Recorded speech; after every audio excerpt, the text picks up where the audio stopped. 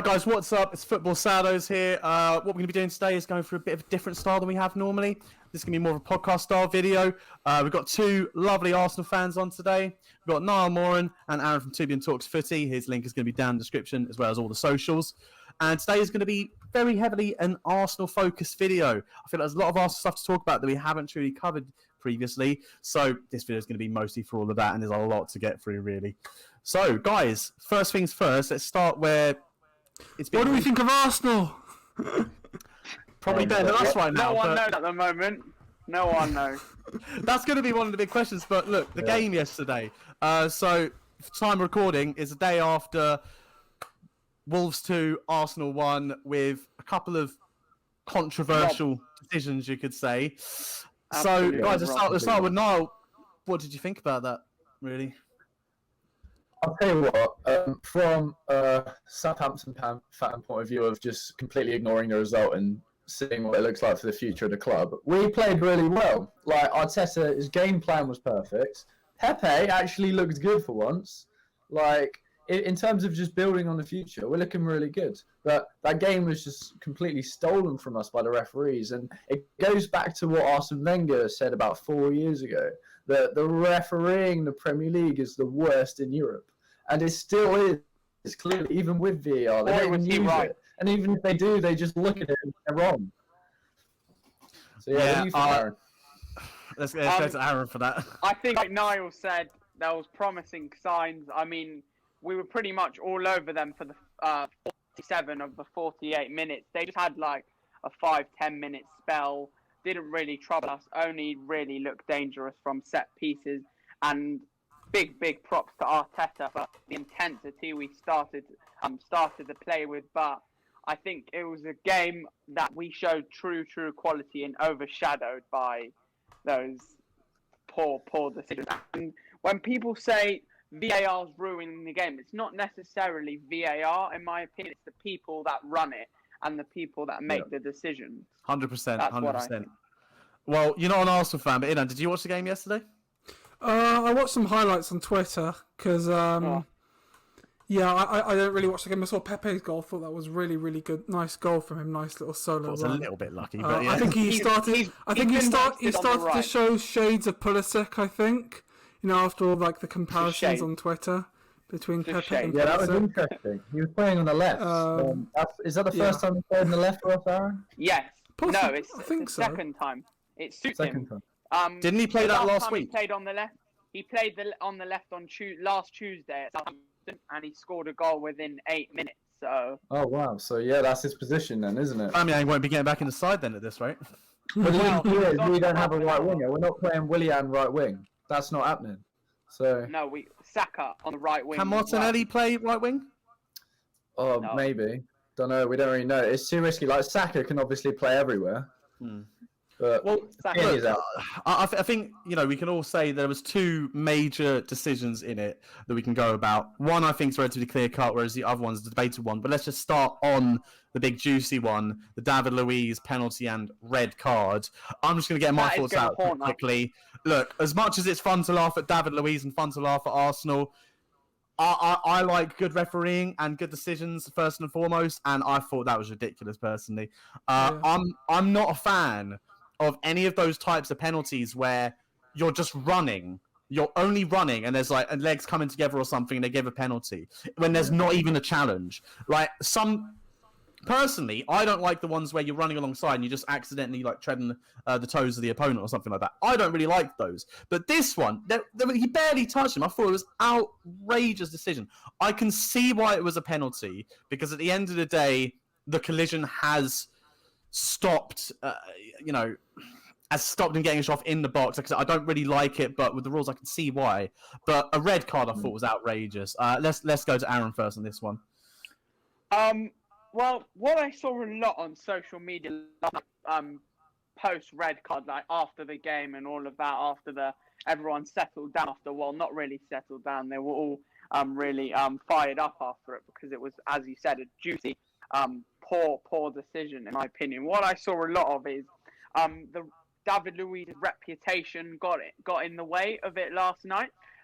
In my opinion, if that was Rob Holding or a Wolves centre back that doesn't really have the same reputation as he does for getting sent off and all these clumsy tackles in the box. Like, I could name a few off the top of my head straight away.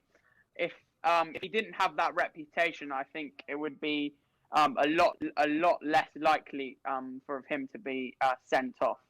So I think his reputation got in the way of him last night, and kind of made the decision a lot more clear to Craig. More personality based. 100%. Like, if that was, let's say, Connor Cody on the other team, he doesn't have a reputation for being a clown, let's say, and doing making stupid tackles like that. So I think that's what got in the way of it. But the fact that Craig Pawson was so eager to send him off, like, you could see it in his reaction. You could just tell, like, his reputation was overshadowed. What as well I didn't really get about it is often when you listen to the commentators during a game and there'll be a bit of contact and a player will go down and they'll always say, oh, there's not enough contact for that. Or, oh, he went down too easily contact. for this. For this situation, there was practically no contact. And yet they don't reverse it by VAR. Like he'd just been shot. Like that, I just don't get. There's no consistency. Noah, what do you think?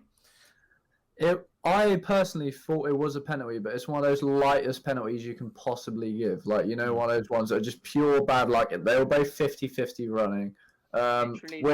Like, this is the thing. Like, it was a penalty by that much, but purely because it was a collision in the box and it stopped a goal scoring opportunity. Like, you could argue that he was like running towards him. That would be the only way you give a penalty. But I would say it was a penalty, but there was zero intent. It was an accident from both players. The striker didn't mean to go down. He just tripped on David Luiz's knee. And David Luiz didn't intend to make a tackle. If anything, he was just covering for maybe a rebound or something. But the reason why he gave a red is purely, as Aaron said, David Luiz's reputation makes the ref think maybe he did it on purpose. Maybe it was just David Luiz being sneaky. And that's what always had to go on, his reputation. And he sent him off purely because of his reputation.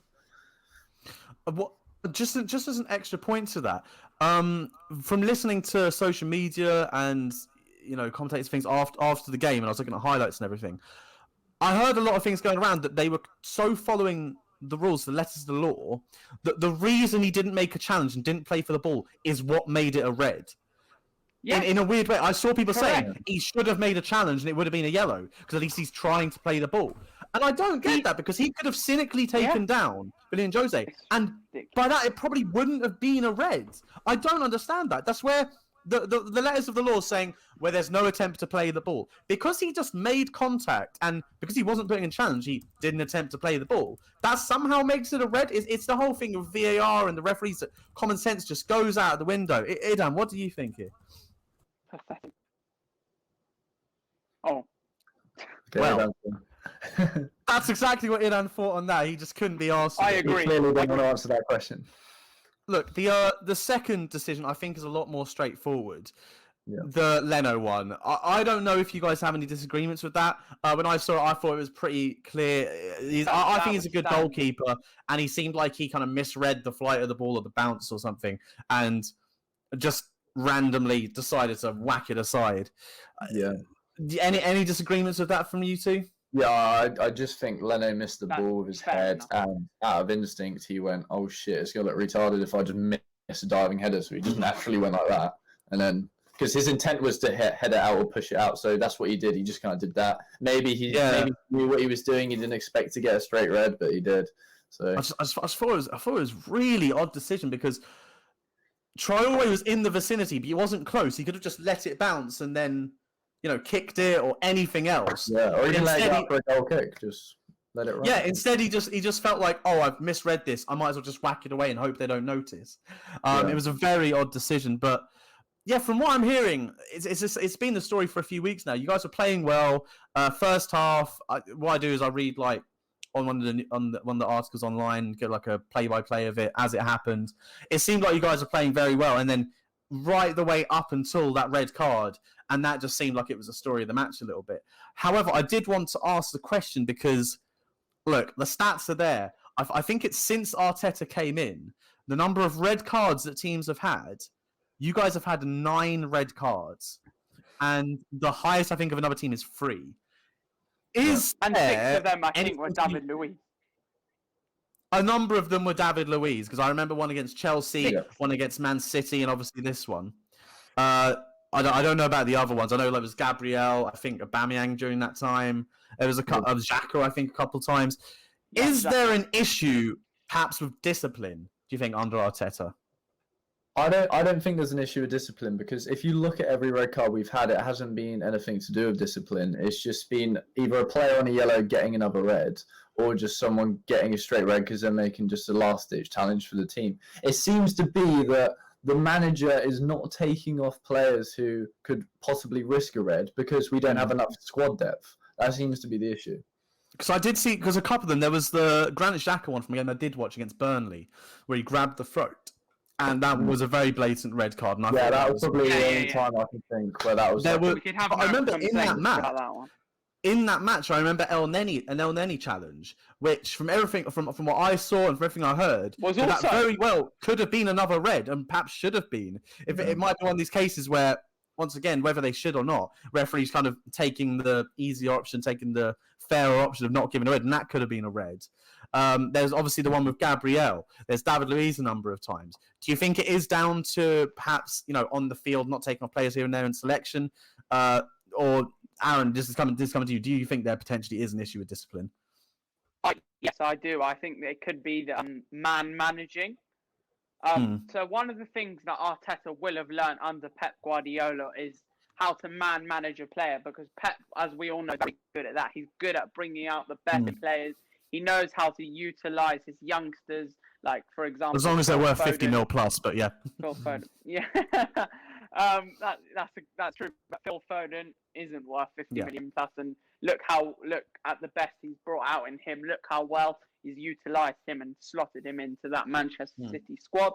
So we can see that already Pep's a great man manager, and I just don't see any of that incorporated into Arteta's discipline. But we're starting to see it. We're starting to see a lot better now. I don't think really 2 red cards yesterday. Oh, here he is. Yeah, sorry about that. Can I carry No, on? carry on. Yeah, carry on. Feel free. I don't think the 2 red cards yesterday were down to any disciplinary issues, but we have seen in the past that some of our players just think it's no biggie just to strangle a player like that, and that all comes with Arteta's learning curve, and he will have had to pull his finger out and then got He's them a young to get manager. a grip. And exactly, he's a young manager. I'm not his biggest fan, but with time he could improve, and we are seeing some very promising signs. And although we lost yesterday, like I said at the beginning, there's still so many positives we can take from it. This kind of leads in this talk about Arteta into what I wanted to ask both of you. It's kind of a double-pronged question, because I can't work out for the life of me how good Arsenal are. I can't work it out, because Same with me as well. there's the case that a number of teams have gone through bad patches of form this season. Unfortunately, at Spurs right now, we're going through our bad patch of form. But every team you has. got, but the form you guys are in, where it was relegation form, and where he seems to have brought it back now, and you've had a couple iffy results since then, but overall you seem to at least be getting back some kind of form. Firstly, how good do you think Arsenal is, and how much is that down to Arteta?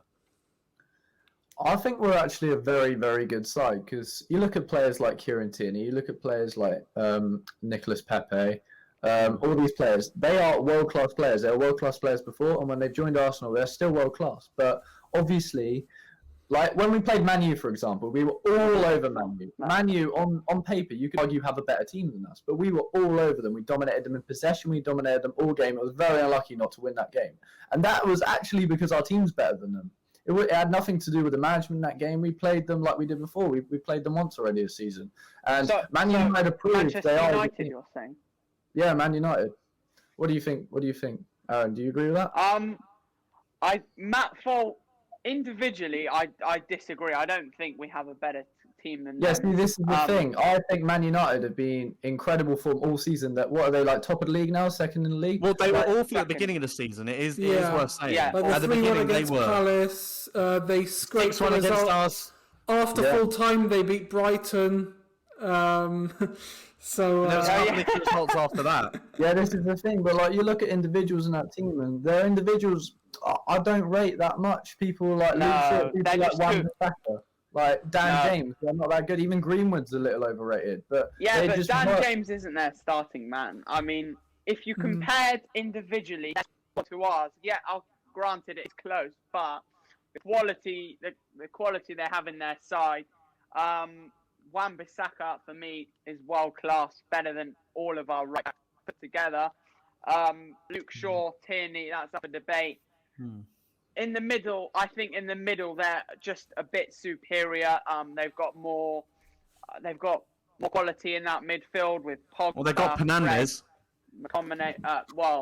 You call him Panelists. He's actually, in my opinion, a world class player. Slightly. You guys might not know. I have a very big vendetta against Bruno Fernandes, an agenda, you could say. Yeah. Sensationalized by the media. I think you would all agree. But I think on paper, Manchester United are just that bit more quality. Have that bit more quality than us. Like yesterday, let's be real, Niall here. When we ever beat a team 9-0 like that? This is what I mean. This is what I mean. That game was there for the taking, and it was taken by Man United, and they kept 100%. Going. Every time they scored, it became easier to score again, and they did score again because Ollie and the way Man United work is really good at the minute. Like, they are a team that functions. They're a team that gets over the line. Arsenal are not a team that functions, but I think our players are quality, and Arteta is slowly getting that, but it's so slow. It's taken age. It will be a good 2 seasons before we get like... What I kind of see, and I think you might be getting at, is I always think there's... In how good a team is, it's a combination of how good the players are and then the manager and the tactics and such the manager implements. Because you can have great players, but if they have a poor manager, they can get poor results. And I think this is the case with Arsenal. And I'm not saying you have poor players, but I don't think you have as good a squad as most of the other big six, as it were. Obviously, they're not exactly a big six this season. But I think, at least on paper, the players aren't as good overall. And I think that's where the bad form started to come in, because his tactics weren't working that well, and the players weren't performing by themselves. And especially when you take probably your best player overall in Aubameyang, and he's not firing, you just couldn't score. But now what I'm seeing is when I do watch Arsenal, like Kane, is the tactics are working in now. Well, Kane, you got Son as well, but you know, the tactics Arteta is starting to implement. He's starting to implement his philosophy, and I think it's working. Idan, what are your thoughts on this about kind of Arsenal and Arteta? What are we talking about? No.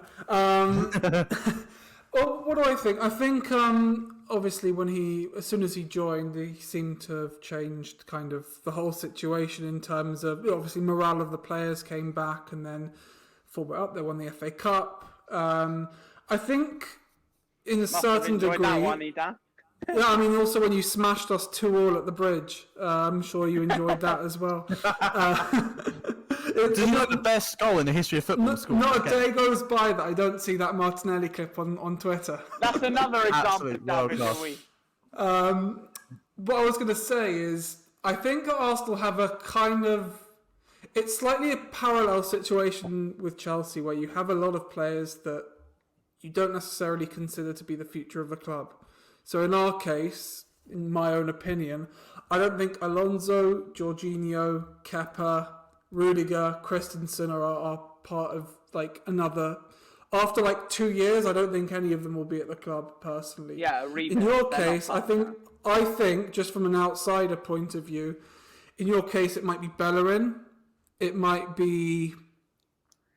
I don't know. Cedric Suarez. No, he's just coming. Okay, I think... No, but as in, he doesn't seem like a player who has a long future there, personally. Ozil's gone. El Neni, you could say. You've loaned out Maitland-Niles and Willock. Yes, we have. Kind of. I think they'll come back, though. I think they're good for the future. Lazinach is gone. Mustafi's gone. Reece Nelson, possibly. Well, that's a lot of what's happening at Arsenal right now, and the problem they've had for a while is that they don't clear out their players. Did we say Bellerin? You have players on high wages, which now, look, you may think, and I do think that to a degree, it's because of the bad business they've done, where they haven't been able to get rid of these players, and in turn they're not getting a profit or any money back from them. At least they're getting the wages off the wage bill. Yeah. Yeah, So what's your thoughts on Arsenal? Are they good? Are they good, Idan? Are they good? Oh, me still. Are they good? I think after they won the FA Cup, I kind of had this sense that you've won the FA Cup, great. What next? I think at the time I was so focused on how much Lampard capitalised on other teams not doing that great, and then we were able to grasp top 4 in the end. I think that with Arsenal, it always feels like Arsenal are in limbo.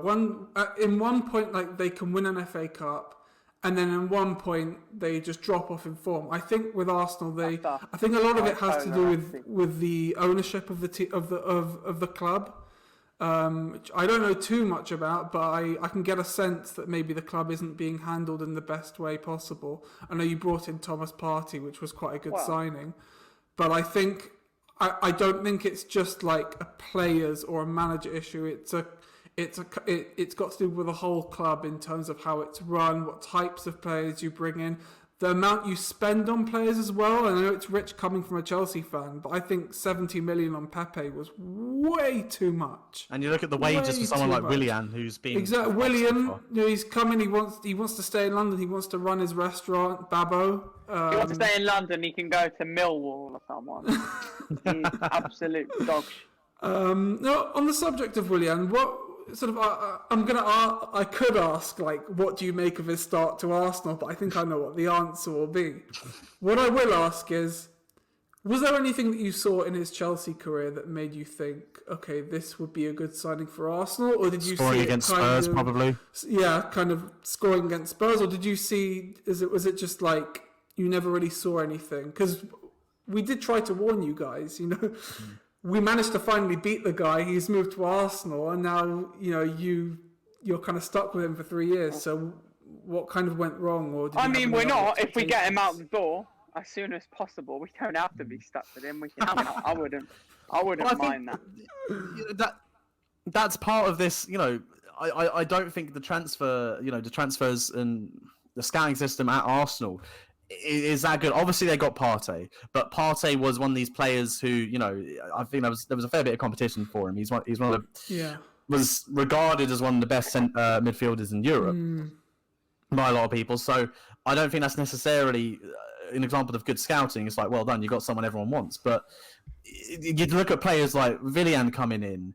You look at the decision to get. Look, I do like him. I think he's a good striker, but how long's left and what kind of wages is he on?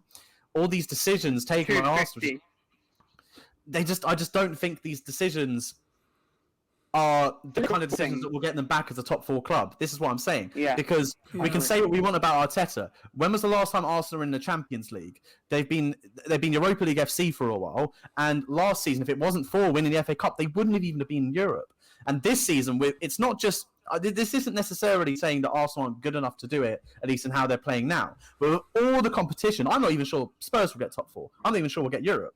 But with all the competition for these European places right now, would it be another year in Europa League, or a year out of Europe completely? Dan, the last time Arsenal won the Champions League, they lost 5-1 to Bayern Munich away, I think. And at home. And at home, yeah, aggregate of 10. If it makes you feel better, Dan, they lost 10-2 on aggregate. Yeah, we can do that. Imagine conceding more than 7 goals to Bayern. Could never be my club. Couldn't be my club. If you look no, Idan, you laugh about that. You did concede. Wait. Yeah. No, what are you saying? If you look at the teams Arsene Wenger had, they were a lot worse than the teams we have now. On paper, a lot worse than the teams we have now. Money is actually being invested into the club now. 100%. It wasn't with Arsene Wenger, and we're doing worse. We have rid of 750k wages in this January transfer window alone. That is massive. Mm-hmm. Well, the fact that they were there in the first place, and a lot of these players were seen as dead wood. Yeah, of course. You can say what you want about us getting Gareth Bale in on high wages, but overall we don't necessarily have a broken wage system, so it's not as bad getting someone in who is on high wages.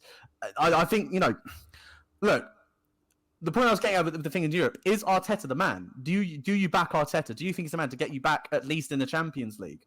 Might not be this season, but he's the man to rebuild the Arsenal way of attacking football, and kind of get the club back to its feet. But he's not the man to get us into Champions League. No way. He is not experienced enough. He's not a world-class manager. He's just an upcoming manager. He might be in like 5-10 years, but not now. Like you can see that from the way he like sets up his teams. You can see that has he done an impact sub, maybe just bringing on obvious ones that he's kept on the bench that are being rested, but like he hasn't just done something that I thought that's amazing management. But he does help because obviously he's an ex-Arsenal player, and that's always going to help. Yeah, he's a young learning manager. Like I don't think you should have massive expectations for him, but when you're going to a big club like Arsenal, you know there's going to be expectations. And I just like the aim for Arsenal has to be to get back in the Champions League, and like I said, I don't see him to be the man to do that. Aaron, what do you think? Well, when he first came to the club, he said his aim with the new process was to win the Champions League in the next 3 years. That's how he got Willian. Yeah, but that's what Emery said as well. This whole thing about new process, this new thing, it's not. It doesn't exist. You just need to win games. That's it. And we don't have a manager that can do that. We haven't had one yet. Well, you say we don't have a manager who can win games. Every manager can win games, but it's for us now and Arsenal. It's all about the consistency and not letting stupid decisions like that, which will happen again in the future. Not letting those affect us, because now, if that decision now affects our morale in the next 5 to 7 games, which are very, very tough fixtures, that could be the turning point and downfall of our season. I don't think it will. I really don't think it will, because I think, as you say, Emery was the manager who could win games. He went on like a 21-game unbeaten streak. He's a quality manager, Niall Emery. Like, look what he's doing in Spain. He always has been. But the issue of Emery is he lost the dressing room. He's not good with players. He's not good with morale. So that's Arteta. Yeah, Arteta's amazing with morale. That's what he's good at. He's good at if we lose, he'll get us back on our feet. It won't really affect our form. But he's not that good in game situations. If something bad happens, he won't just scrape a win. He's not that type of manager. If we go 1-0 down, it's much harder than if we have someone like Emery. That's fair. I think Arteta has the potential to be a very, very good manager. I think he has the potential to be a really good manager. What I kind of obviously learned under Guardiola and things like that. What I feel he's lacking. Everyone has potential. No, what I'm saying is he's lacking that nitty gritty. He comes across as very nice. Yeah. He's lacking. I'm not saying he's supposed to be Mourinho. Okay, I'm not saying he should be Mourinho, but he's lacking this.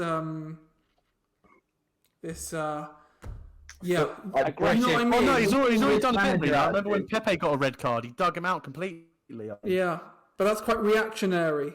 But if it was Bellerin, he would have said, "Oh, Hector will come back stronger." Blah blah blah. The issue I find with Arteta and what I think in a lot of the games now. Look, I don't watch every Arsenal game, so perhaps tell me if this is wrong from you two. Probably watch a lot more games than me, but I find that tactically he's tactically is where he's not there yet. And I think a lot of times in a game where it's not going right for him, I haven't seen him change it to get the best out of that game or to turn a losing situation into a winning situation. And on top of that, I've seen him take winning situations, whether it's his fault or not, when they've been in winning situations and make them losing situations. Most of the time, it's the other manager outsmarting him out and cancelling him out, I think. Yeah. I think the prime example was in the North London derby this season. That's what I was That is a prime example where everyone knew. I remember Paul Merson spoke the day before the game, and he said, "I know exactly what's going to happen tomorrow." He said the exact thing. Kane's going to receive a long ball. He's going to send it through to Son. He's going to run through and score. And that's the exact thing that happened. He didn't just say that. He said the reason Kane will get the long ball and give it to Son will be Arsenal being wasteful in the final pitch, and that will be the reason us wasting our chances. Yeah. And See, or the would be thing for that correct. is, I think anyone could see how we were going to play for that game. Anyone could see how we were going to, and it was about how Arsenal could stop that. And I don't think he even tried. He played right into Mourinho's hands in attacking and sending men forwards. And so as soon as we got the He's ball, we good for the win. break and score. Like You that is a beat- prime you example, beat I think, us of at our own Arteta's game. tactical knowledge. Yeah. Well, when Arteta was at Man City, obviously, if they conceded 3 goals, they'll just score 4 goals. It was easy. Yeah. You can't do that at Arsenal. Arsenal don't have enough fucking strikers to score 4 goals. All we have is Lacazette, who might score like the odd goal, and maybe like Saka that might score the odd goal. But that's 2. Like we might get 3, but we're never going to score 4 or 5 goals with this team. We're not. Like That's what I Aubameyang said can't score. before. Yeah, we just don't have attackers. That's our issue at the minute. No. But we've got that creativity now No. with Odegaard. On the subject of creativity and with that. attackers, Very I good. will Very say- good transition. Yeah. is We've got that creativity. We hadn't had it all season. Now we've got Odegaard rotating with Smith Rowe. That's our creativity right there. But we Just quickly, sorry, I don't want to interrupt And you then, Saka but and Martinelli and Pepe. on that that's Odegaard good. situation, what do you guys think of that? I think that's been incredibly overhyped because there's no option to buy. He's a young player who did well at Real Sociedad last season. let me go in their defence for 1 second, okay? Yeah. I don't think it's overhyped in terms of, we think Odegaard is better than Messi. I don't think. I think that's kind of He's the not way like maybe Rob. you see it. The way I see it is that there is a space on the pitch that they've lacked the whole season, even longer with Ozil being out. And And the Ozil reason why they are so happy about it is because finally they can fill that void and play the way that they want. I mean, in our case, okay, we've had, for example, let's go to Werner's little stint at the beginning of the season when he was scoring some goals. We've had stinkers in the only 3 good strikers we've had in the last 15 years, even 20 years, is Drogba, Costa and Hasselbank. That's it. And Hasselbank. I agree That was with that. before I was starting to support Chelsea. I think it's just a little void that they've wanted to fill for a long time in Odegaard. And I think we'll start seeing. But it's Arsenal- so short Odegaard- term. Did he play yesterday, Odegaard? I don't think he did. No, he came on for the last. No, he didn't. He didn't. He didn't. Came on Saturday. Yeah, he played on Saturday for about 6 minutes, and we only saw a little bit of him. But one thing we did see was one-touch football. Odegaard has that one-touch football ability that Smith Rowe has, but Smith Rowe's not that experienced at, and Odegaard's not that experienced either. But we've not had that in ages. We've not had someone that's just going to quickly move the ball, and that's why we hate Willian, because he doesn't do that. He gets the ball, holds onto it, shuffles it. It might be because of the financial situation at Arsenal. I just don't look. I'm not saying Odegaard's a bad player, although I don't think he's as good as a lot of Arsenal fans have been saying, especially a lot of the ones. I don't know how good he is. Have not watched him. I don't know how good or bad he is. I think from the hype he had and that probably article from Sport Bible 5 years ago that's saying he was a big talent. No, look, I think with the type of profile that Odegaard has, I think he has the potential to be a very good player. It's a 6-month loan with no option to buy. It's not even 6 months. It's 5 months. He's going to look really good at Arsenal, because you look at Smith Rowe. Smith Rowe's the player we've needed. Smith Rowe's looked amazing. Like, if you actually look at his game, Smith Rowe's got a lot to learn, but he's looked amazing at Arsenal. He has looked very good. And Odegaard's going to do the exact same thing. He's going to rotate with Smith Rowe. He's going to look amazing, and who knows? Real Madrid might just want to play him after that. What I think he is, what I think the purpose of signing him was, I think what Arteta's thinking behind it is get a player in as either cover or to rotate with Smith Rowe, because now basically they're your 2 main creative players. Those are the 2 that will play in the 10 role. Smith Rowe's been so overplayed recently. I'm surprised he hasn't been injured. And because if Smith Rowe because if you didn't sign him and you didn't get cover, if Smith Rowe picks up an injury, your creativity's gone again.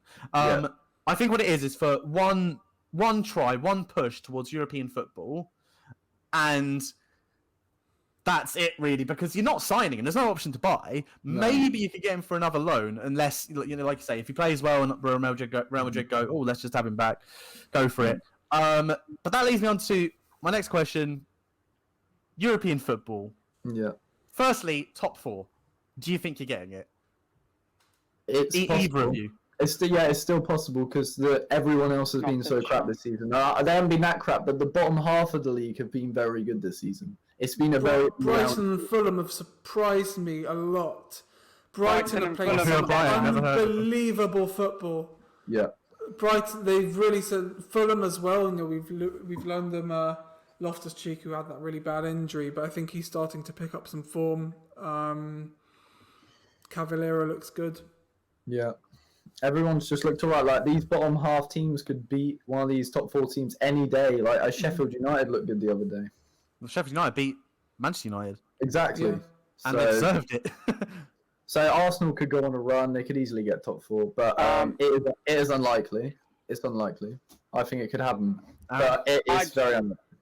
Niall, I've got a question. Do you think we will get top 4? No, I don't. I think we might get about 6th if I had to put money on it. But I think we could easily get top 4. But it would take like everyone would have to come into form. There'd have to be no more. That's not very easy, is it? It really isn't easy. I mean, think about there would have to be no more shite decisions like there were. Yeah, like if that keeps happening, we're not getting it. Like it might have cost us already. We don't know. We might look back at that and think, damn. But don't know. What will be our downfall? That's the fit. That's like I was saying. I just think there's so much competition. Like I said, I don't think we're nailed on for European football. I just there's so much competition. There's so much. We still have what we're 3 points ahead of you, and we have 2 games in hand. And I still don't think we necessarily will. I think because especially you got to look at it as the positions that are open in top 4. So City, I think you say they're nailed on for top 4. I would argue Liverpool nailed on for top 4. Maybe Man United. Okay, let's say not Man United. There are 2 positions open for top 4. 2 positions, and there's 6, 7, 8 teams fighting for it. Just by the odds. West Ham they're above us. are up there. Everton Leicester, have just Everton. got 1-0 up at Leeds already. Huh? Everton are already beating Leeds after 10 minutes. Oh, who scored? Just so I know for my Sigurdsson. Yeah. Digne got an assist, and he's on my bench. Is Calvert-Lewin back yet? Yeah, he's playing tonight. Yeah, so that's their turning point of the season. He's carried them. Alan told me about someone that triple captained Bednarek yesterday. Yeah. Oh my god. Got minus 12. Is that the Minus lowest 21. point score in FPL history? Has anyone ever seen Yeah, it? minus I don't 7. know. The second lowest. If anyone can tell me that, I'll be very impressed. The second lowest. FPL knowledge. Oh, But look, God. there's so much competition for these Idan, you spots. should know it. Was it a Chelsea I know. player? No, it was against Chelsea. Jonathan Walters scored 2 goals and missed an. Of course, missed I was penalty going to remember that, against Whoa. Chelsea. This What guy, did you get? Aaron's brain in terms of lost football, 4-0. and thank goodness his channel's called Toubian Talks Footy. His brain when it comes to football is insane. We do this little game on WhatsApp. We take a screenshot of a player's career path, and we send it to each other, and we say, okay, based on this year he joined this team up to now, and it's and then you have to guess the player based off of their career path. Oh, wow. And his brain is unbelievable. Well, honestly. To the man with the football brain, then, where are Arsenal finishing this season? Oh. If you had to Right. bet your house on it, what would you bet it on? Alright, everyone can record this now. It already is. Arsenal this season. Oh yeah. Arsenal this season will finish. Hate to say it. There's just too many. There's too much competition of teams with games in hand around us. We will finish 7th this season. 7th. 7th. I was actually going to say 7th as well, so fair enough. You can enjoy the Europa League qualifiers next year. Yeah. Niall, where are Arsenal finishing? 6th. I think we'll come 6th. Yeah, I think we'll get Europa, but it won't be pretty. I think more crap's going to happen to Another us. year in Europa. Idan, where are Arsenal finishing? You never know. I'm just going to get a picture of the table up on my phone now, just to see Okay. the competition. It's just so open this year. Yeah. It's I And you really have to look don't at know teams where- as well, like Aston Villa, who are in very good form. They're playing very good football. They have 3 games in hand or something? Something Something like ridiculous? that. Aston Villa have 3 games in hand over us, and they're already a point ahead of us. Oh, I know. Ninth. yeah, that's crazy. I'll tell you what, guys. You know that career path game you guys play? Yeah. That would make a really good series on your channel. if you just. Alan's done it before. Yeah, Alan's done it before. I don't think it's gonna like get the views. Like it's not gonna like, it's not like reacting to AFTV. It won't attract new people really. But it's a nice. Who's gonna search? Yeah, I think it'll be alright. It's nice to feed your current subscribers. It's fun content. Like if you had what it is now and you did it quick fire, you didn't like stick around a bit and chat. Maybe like a quick. We used to do last year with Chippeck. We did football quizzes where every week someone else would be like the football quiz master or something. And, I think I watched one of them. Love that. We always did I know there used to be something I used to go guess the player, whereas I'd give like 5 facts about that player and be buzzing to guess who it was, which is always a bit of fun. I think Sam sent me a Snapchat of you guys playing that once. Oh, you get pretty into it. Do you guys like drink when you play that? Oh, I do. I don't know if everyone does, but I definitely did. That's funny. So have we finished then? Have we? No, we're just talking. It's really good. Do you guys think? Do you think Ozil's an Arsenal legend? Yeah. No. Yeah, I think he is.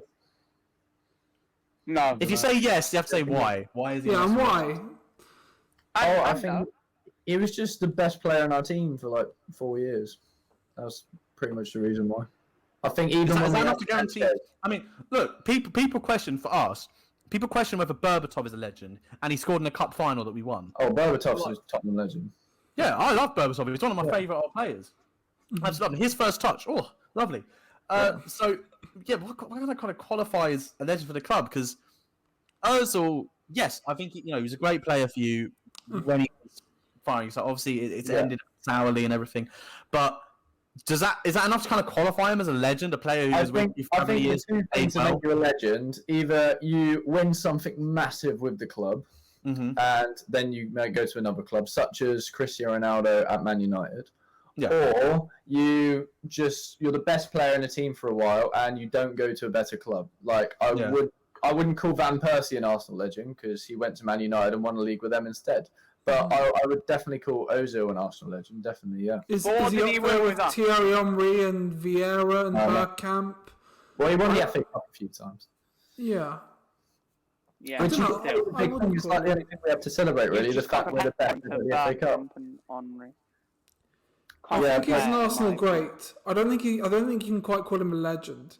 Like, there's a lot of debate on Twitter about whether Azpilicueta is a Chelsea legend. I think he's a Chelsea legend. What makes a Chelsea legend? Wow.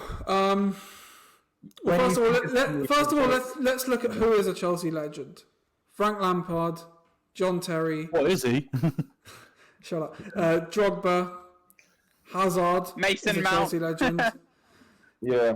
Future Chelsea legend. No, you have to think of those players that were good, but there's players that were worse than them that aren't legends. No, that are legends. Of course. You know what I mean? Like Claude Makelele. There's a lot of things that qualify it. There's moments that make Drogba a Chelsea legend. But the thing is, you can make an argument. You can make an argument even if we win nothing and he leaves. Yeah. Like Lucas Moura is not even our best, like one of our top 5 best players. But you can make arguments for him being a legend because he scored a hat trick. No. Some people would make it. I wouldn't personally. They're silly then. Yeah, well, I wouldn't call Sadio Mane. I would see why. In terms of achievements, this is what I'm saying. I wouldn't argue that, but if you're arguing based on achievements, maybe if we'd won the Champions League, then it would be. But these different things qualify. I say Sadio Mane scored the fastest hat trick in like Premier League history at Southampton, and he's not a Southampton legend. No, I wouldn't call him a Southampton legend, but he achieved massively at Southampton by doing that. Yeah, because that's going to stick around for ages. That record. But he'll be a Liverpool legend. Yeah, definitely, because he won the Champions League with them, and he won the league. So so that I'll say he's that means Alisson's a Liverpool legend. See, I don't know if you guys agree. When I think of Alisson, I still think of Roma. I don't know why. Because he hasn't got much to do at Liverpool.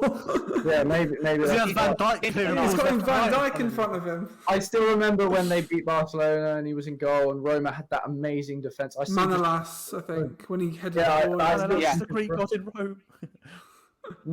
And even Socrates in front of him at times.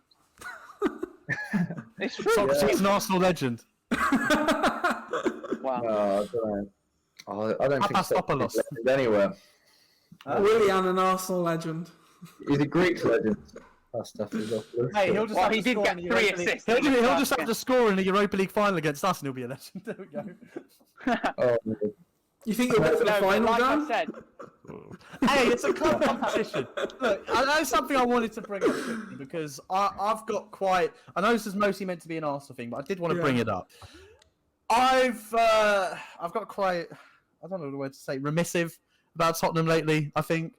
And I wanted to ask your guys' opinions about Mourinho and specifically Mourinho at Tottenham because you look like a couple of months ago. We were talking about it back after the North London derby. Mm-hmm. We were absolutely loving life. Oh, Mourinho's the greatest thing ever. Who knows? We might even win the league. I didn't necessarily believe it, but I thought we were in the picture. Who knows? Everything, loving life. And now you look at it, and we've got what? Like we've got something like 3 wins in a large amount of games. I've forgotten the number, but we're not picking up. We're not picking up wins we need to. We're throwing away leads. We've got Harry Kane injured, although thankfully he'll only be back next week. And we've got a game tomorrow against Chelsea where I want to be positive, but I can see us getting battered. and I think you'll come 6th this season, and these are the reasons why. What do you think about Mourinho at Tottenham? Put my neck on the line.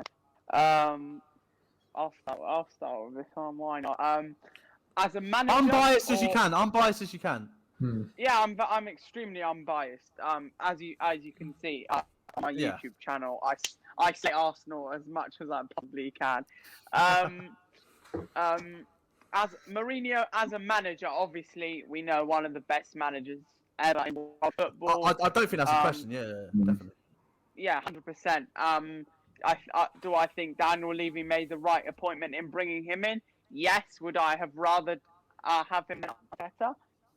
100% yes, because he's a proper experienced winner, fighter, leader, and a proper man manager. He knows, like Guardiola, he knows how to get the best out of the players and make. Just the look at best Tanguy and Ndombele. Exactly, exactly that, and make not just him, a few others as well. Serge Aurier come into his own back in the season, but Mourinho, is he the right man for Tottenham? Yes. Does he? Is the reason he? Some people could say failing at the moment. I think yes, but he just needs.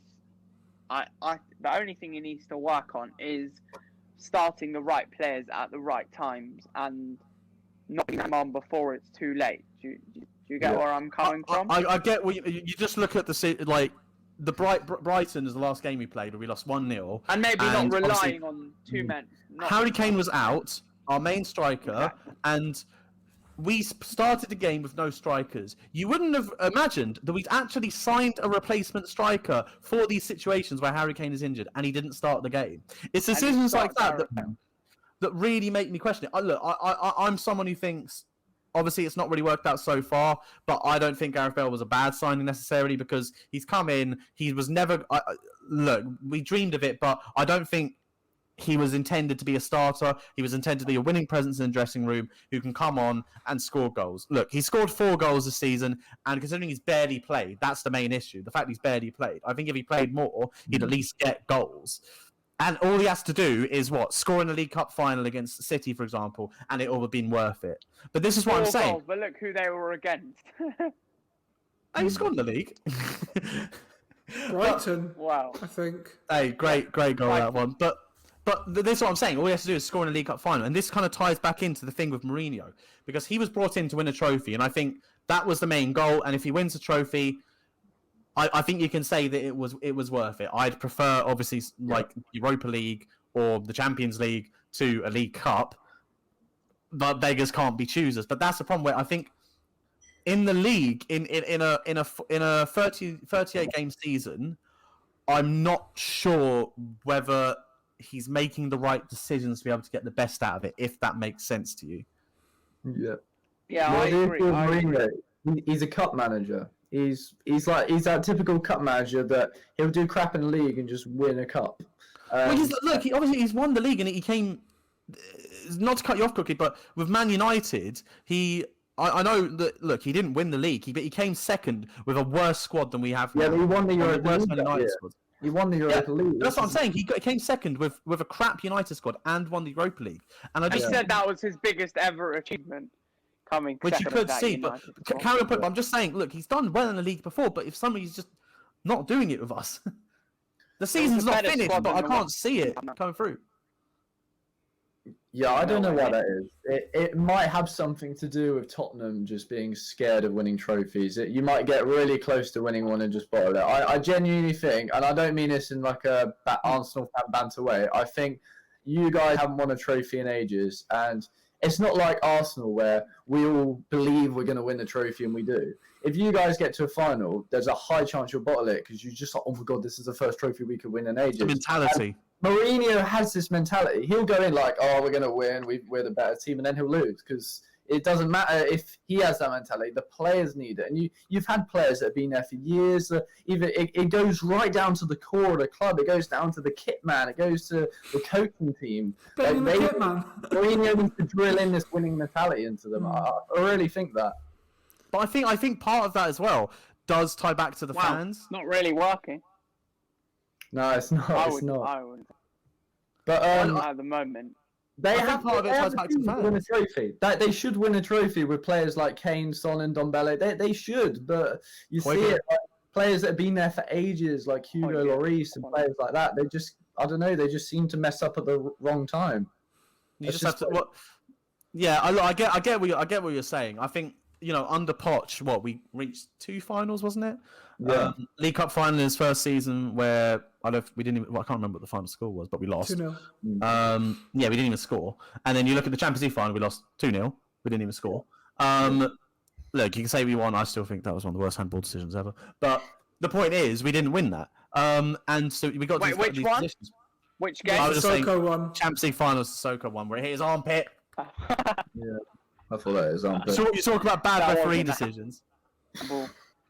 I know, Rob. Absolutely. It's just weird because Tottenham have had in recent years some of the best teams they've had possibly ever, and they just can't win a trophy. It was that case of I can't remember what seasons it was, but the 2 seasons. I think it was 15, 16, 16, 17. Correct me if I'm wrong.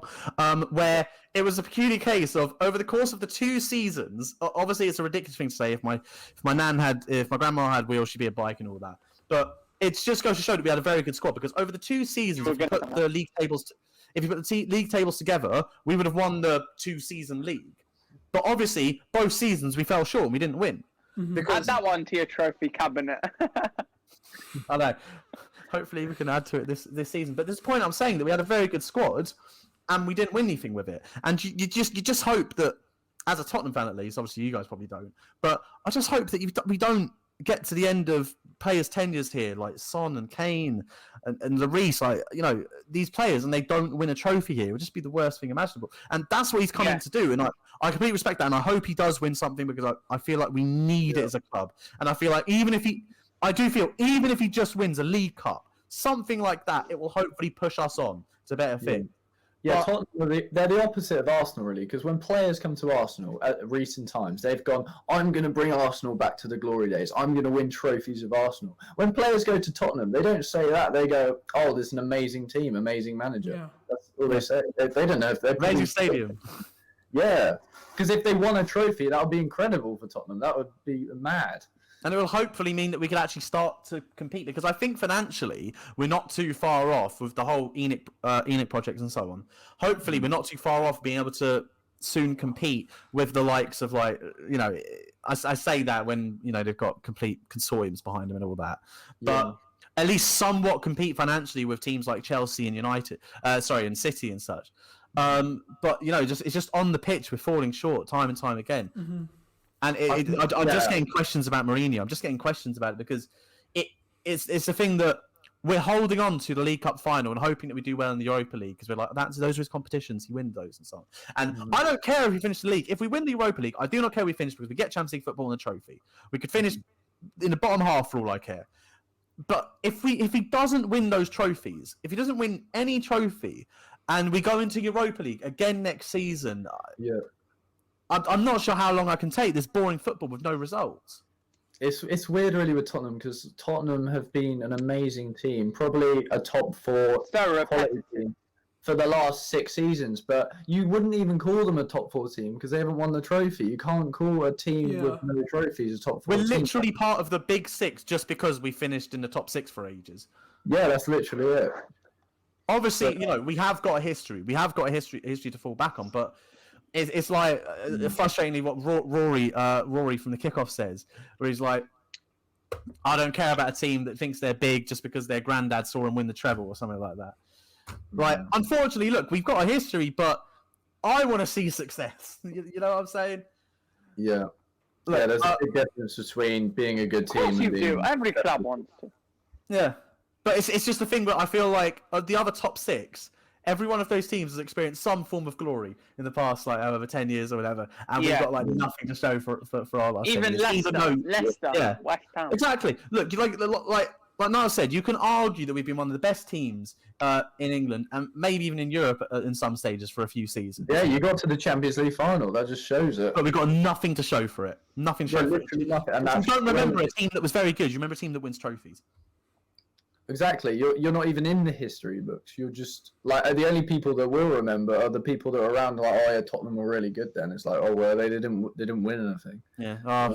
If only we'd won that Champions League final. and then there's Arsenal, who have won 3 FA Cups in the last 6 years. It's like, what? That's where there's kind of how Spurs would love that. Well, I don't know. It's a difficult thing because you ask that and you switch the positions. Look, there are Arsenal fans that are unhappy because they think, look, we're happy we've won this FA Cups and so on, but we want to be back at the top of the table. We want to be in the Champions League. We want to be competing for top honours. And, like, I'm sure an FA Cup is great, but it's almost like... It's like when a team becomes used to winning a trophy. It's your trophy, and I'm sure you're very happy when you win it. I wonder if you switch the positions, how happy each side would be.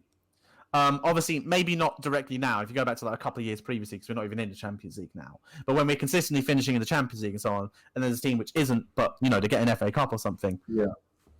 Which side is truly the happier? Mm-hmm. Well, I don't know. I think that's why we lost against Southampton recently, because Southampton's form completely dropped before they played us in the FA Cup, as we proved when we beat them, as they proved when they played Man United. But they beat us in the FA Cup, and that. I think the only reason they beat us is because they wanted that game more. Yeah. Like, we obviously just won the FA Cup. We weren't too fussed about winning it. Southampton, they get bantered by Portsmouth fans every week. They need to win a trophy. They're very much like Tottenham in that fact. The only thing people make fun of them about, Southampton, same with Tottenham, is the fact they haven't won a trophy, and that's how they beat us. And Tottenham are going to do well in cups, but it's when they get to the semi-finals and the finals, that's when they'll just bottle it. Yeah, because I'm worried about the League Cup final. You go on, Idan? I just want to say, if it's okay to ask you, Niall, I know there is a little bit of a story with you in Portsmouth. Yeah. Is that okay to talk about that? To tell the others about it? Yeah, what do you want to talk about? Just like tell them kind of what happened, really. Also, in short, I'd never seen Green Street. I didn't understand the whole football firm attitude that kind of existed at the time. And when I first came onto the football vlogging scene, I kind of went straight into it. Yeah. I was at University of Portsmouth at the time, and I was like, Portsmouth had massive history, and one thing that's obviously massively highlighted is the rivalry between Portsmouth and Southampton, big rivalry. Mm-hmm. So I went around asking Portsmouth fans, why do you hate Southampton? Really lightly, just like, why do you hate them? And it was right before the Portsmouth-Southampton game, so I did that video, put it out. Portsmouth-Southampton happened. Lots of fights, lots of craziness. Next minute, I get a call from the chair. Basically, all the fans have complained. I kind of shit-stirred it up, and they kind of blame me for it. And I was like, well, it's not really my fault, is it? They just hate each other, don't they? And no, apparently it's... I kind of reignited it, apparently. I kind of reignited the whole... I reminded everyone how... Like, you reminded how much Portsmouth hated Southampton, which... You reignited the derby. That's what you did. Very naive. I was very naive to put it that way. But yeah, if you go to a fiery, yeah. If you go to a fiery Saints Pompey derby, you got to thank for it. Yeah, exactly. So no, I think that rivalry always existed, but I think the Southampton fans had obviously grown out of that whole rival. We hate Portsmouth thing. They kind of just saw Portsmouth as irrelevant, and Portsmouth had nothing to moan about apart from Southampton's glory. Like, I know when they lost 9-0 the other day, they're like, blah, blah, blah, you crap, like, oh, we're the best team on the South Coast again, even though they have nothing to show for it. Twice But, in a year. that's the thing, like, obviously when I did that video, it reminded the Southampton fans, like, who their rivals are. It kicked off all the fights again. But, yeah, it's very interesting, that rivalry, because Southampton at the minute, they're one of the best teams they've had in about 20 years, and Playing very good football. Portsmouth obviously sacrificed their place in the Premier League just to win a trophy. So winning a trophy for Southampton is everything right now, and it's a crucial time for Southampton. It really is. I think the FA Cup, they've got one of the best chances of winning. Yeah, no, I completely agree with that. Hopefully we can be up there. That'd be great. Yeah, I'll tell you what. If a Tottenham Southampton final would be ginormous. That'd be one of the Pochettino derby. It would be the trophyless team derby, and I don't know, that would cause mayhem. Whoever. Because also on top of that, there are of Jose out fans, because there are a lot of Jose out fans. There are people who never forgave him for being at Chelsea, and a lot of them have asked for Hasenhüttl to be the man to come in. So I can see that happening. Wow. Another ex-Saints manager. Yeah, well, this is the thing, right? You have these teams at the minute, like your Wolves, like your Southamptons. They have amazing managers, but the players just aren't that good. Like, who does Southampton have? They got Danny Ings, Ward-Prowse, a few other okay players. Bertrand. Walker Peters. Anyone that team, because they have Ralph. Ralph is a quality manager, and even though they lost 9-0 yesterday, I read the comments underneath the Southampton tweet about we lost 9-0. Every Southampton fan was like, "Oh, chin up, lads. We're doing great. We love you, Ralph. Like, just move on to the next game." And it's weird seeing that response. Compare that to the vitriol after the 7-2 from Arsenal fans. If Arteta lost 9-0, he would be out the door immediately. If Chelsea lost 5-0, I think Lampard would never lose by a margin of 5 goals. That's all I'm saying. Yeah, no, if any Chelsea manager There's a reason for that, Niall. There's a reason that they were so protective in a way, because it's happened before, and look how they reacted to it. Yeah, exactly. And you could argue that this 9-0 is actually a good thing for Southampton, because it is just one game. It was against a team who are very good, and they probably weren't expecting to win. They weren't expecting to win anyway, and this might just make them a little bit better than they would be for the rest of the season anyway. Kick up the bum, you know? Exactly. The red card changed the game, obviously, after 2 minutes. They lost stability in midfield. They only really had Ward-Prowse, and that was ultimately their downfall. But obviously 9-0, that's unacceptable for any team. But I think the reason they're so supportive. Yeah, I mean, who are their next games against? They've got a few fairly simple games that they should be getting results in. Like their next few games, and Newcastle, Fulham, Palace, games like that.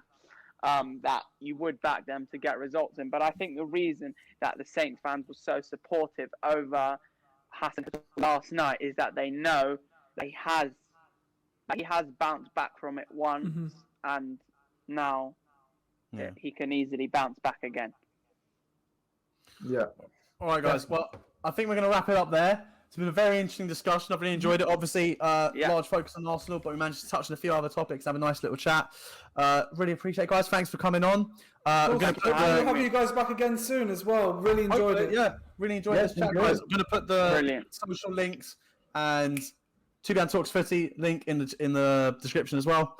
But thanks so much, guys, for watching. And peace. Cool. Thanks very much. Yeah. Cheers, guys.